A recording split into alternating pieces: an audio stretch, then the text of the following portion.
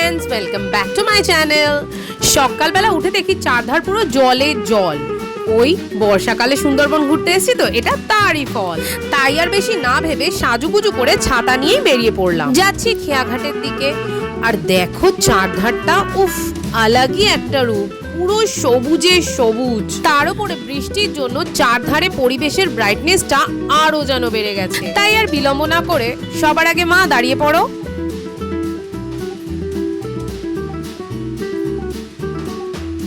এইদিকে নৌকা ছাড়ার সাথে সাথেই আমাদের ব্রেকফাস্টও দেওয়া শুরু হয়ে গেছে।